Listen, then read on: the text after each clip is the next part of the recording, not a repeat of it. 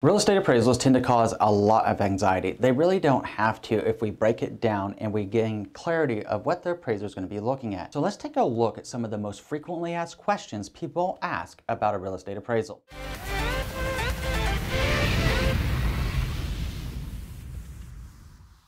My name is Andrew Finney, and my passion is helping you make sense of real estate. If you need help finding a top agent near you, or if you simply want to drop me a line to say hello, my contact info is below. If you're new here, please go ahead and subscribe to this channel now and like this video. Thank you. All right, my friend, let's gain some clarity together with 9 frequently asked questions that people ask. The first one being, what is a property appraisal? The second is, what does an appraiser do? The third is, do lenders choose the property appraiser? The fourth question is, how much does a mortgage appraisal cost? The fifth is, who pays for the property appraisal? Number 6 is, what if you're refinancing? Do you still need an appraisal? Number 7 is, how long does it take to complete the appraisal? Number 8 is, can an appraisal serve as a home inspection? And number 9 is, what is an independent appraisal? Now, these are all really good questions, so we're going to break them out in turn, beginning with what is a property appraisal. In short, it's an unbiased opinion based upon a certified residential appraiser's assignment of value to the property. A real estate agent's job is to roughly estimate the fair market value of a property when they get ready to go on the market, share that information with the seller, and list the property and get it sold. That's the real estate agent's job. A certified residential appraiser's job is to go in and to assign the actual value to the property. It's unbiased in the form that they are completely out of the mix. Now, when you think about it, you're like, well, they're working with a lender, right? Nope. They're really not. And we're going to talk about that on one of our next questions. The real estate appraiser is simply there to provide the professional assessment of the valuation of your home. The second thing to know is, what does the appraiser actually do? Perhaps the best way to illustrate this is to give you a quick pop-up. An appraiser is going to do an estimate of the value of the property by looking at your location, the amenities, the recent sales activity, also known as comparable sales, or essentially just comps in real estate, of similar properties in the same neighborhood in the immediately surrounding neighborhood. An appraiser will generally need to go inside the house to do a walkthrough to determine the general condition of a property and know any amenities of value in your area and also within your property. The appraiser will oftentimes photograph or sketch your property's layout. They're going to verify the actual dimensions of your home, being the square footage. If there's any problems with that, they're going to let you know. And they're also going to be looking through and see if there's any health and safety code violations. If those problems do arise during your home appraisal, then the appraiser will list them so that they can be corrected before the lender has the final ability to approve the loan. So it is important to note that if you've done a lot of work on your property, please put together a list of improvements about what makes your home fab. Or FAB is an acronym for features, amenities, and benefits. This is really, really important. I've seen people that don't do it,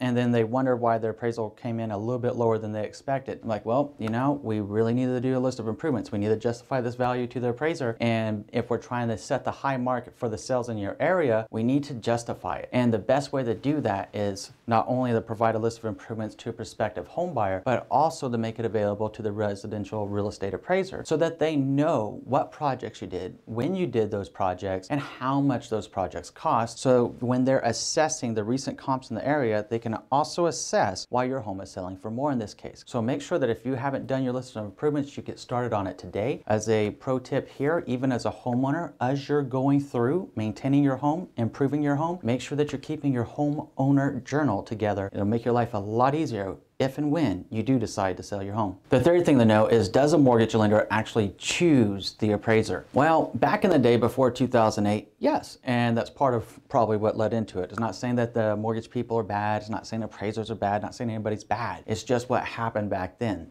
Obviously, the rules dramatically changed in real estate, as did the regulation of how loans go down and how real estate appraisals are done, in addition to the overall real estate industry changing, right? That being said, a mortgage lender isn't like, hey, you know what? I like Andrew over there, so I'm going to send him in to do this appraisal because I know I'm going to get a solid appraisal, the buyer's going to get a good appraisal, and everything's going to come in at value, even if the value wasn't supposed to be good, right? Now, to boycott that, what happened is, as part of the regulation, they formed what's called an AMC. So in the AMC, think of it as like a third-party entity where you would have the mortgage lending company here, and you have this third-party entity over here called the AMC. So when a mortgage lender orders the appraisal with the buyer, they're essentially taking that, making sure they're collecting payment for the appraisal at that time, and sending the request over to that third-party AMC to come back and assign the appraiser that's going to go out and appraise that property. So it's important to know, it's not like they all know each other. Now, that being said, is it going to be a situation where maybe a lender that does a lot of work sees sees the same name on appraisal reports from time to time? Sure. But all the same, they're not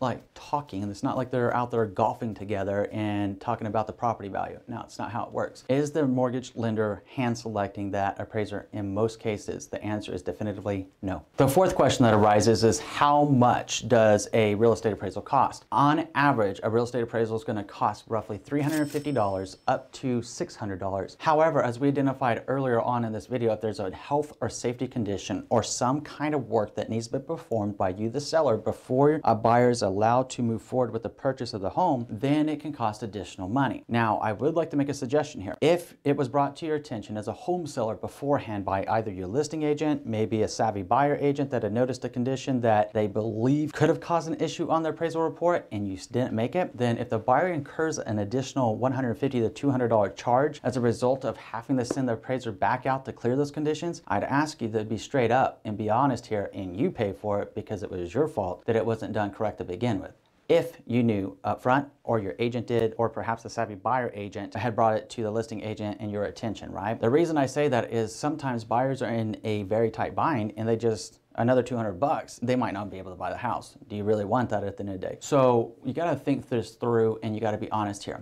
At the end of the day, if everything is on the up and up, there aren't any health or safety conditions or problems with the house, then an appraisal will simply cost somewhere between $350 and $600. It is important to note that prices may vary depending on the location, the property type, the type of appraisal you're requesting, in addition to the city, the zip code, and the area that the appraiser is going to have to go to appraise the property. The fifth question that comes up a lot is, who pays for the property appraisal? Well, in the case of you selling your house, the buyer is generally going to be paying for that appraisal. In the case of if you're refinancing your house, you, the seller, are obviously going to be paying for your own refinance appraisal. So have two different sides here. If selling, the buyer. If owning and refinancing, you. The sixth question that comes up, but Andrew, what if I am refinancing? Do I still need an appraisal? Kind of touched on that a moment ago. The answer to that question is yes, you're still going to need another property appraisal. Now, the caveat here is if you've had a recent property appraisal within the last 3 years, some lenders might use that. At the same time, if you're looking to do like a cash out refinance or you're looking to tap into your home equity, then they're going to probably require a brand new, fresh real estate appraisal to go out there. And in that case, yes, you're still going to need an appraisal for even your home loan refinance. The seventh question is, how long does an appraisal take? Well, this gets kind of interesting because the actual appraisal process of the appraiser going out into your home, I've seen them literally take anywhere from 15 minutes to 2 hours. So it really depends on obviously the size of the home and what's going on with the property. But in most cases, I'd say the average time that an appraiser's inside of a home is generally between 20 and 30 minutes. They're able to quickly do what they need to do. They collect all their data. That's for the part that you might actually see them. What's important to note is the whole process itself actually takes 3 days to 7 days because the residential real estate appraisers actually drive in the community. They may be snapping the front sides of homes for their report that they're using as comparable homes to gauge the valuation of your house to assign that value. And then they have to collect that data. They got to do a comparison approach and start breaking down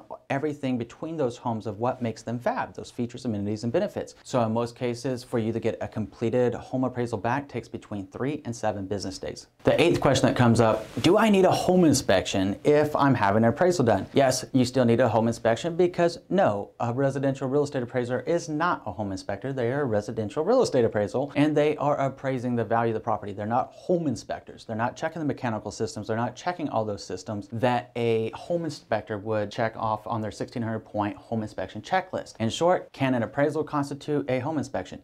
No. That brings us to the ninth question that comes up a lot, and that's, what is an independent appraisal? It's a perfect question. Let's say that you have a custom property that is unlike anything else. Maybe your property is so unique. It's like a beautiful jewel hidden over on the side of a town where you have all these different smaller properties or in the middle of nowhere where you have all this vacant land out there in one of the rural areas of the United States, right? Maybe your property is highly unique and you're working with your trusted real estate advisor and your trusted real estate advisor says, hey, you know what? You have a very unique property. This is going to be very, very difficult because I don't have any numbers to go off to gauge the valuation. I suggest that we get an independent appraisal done so that we can better know what the valuation is of this property and try to get it on the market at that price or somewhere along those lines so that we can use this appraisal as a marketing tool to attract prospective home buyers. So in short, an independent appraisal is whenever you, the home seller, in that case, are actually paying for an appraiser to come in. Again, $350 to $600 would get that done depending on the property type, location, and everything that we've already discussed, right? So if you got that done, then they're going to be able to go out, appraise it, assign the value. Now, one thing that I would like to tell you here is even if the residential real estate appraisal that you hire on an independent basis says, hey, you know what, Andrew,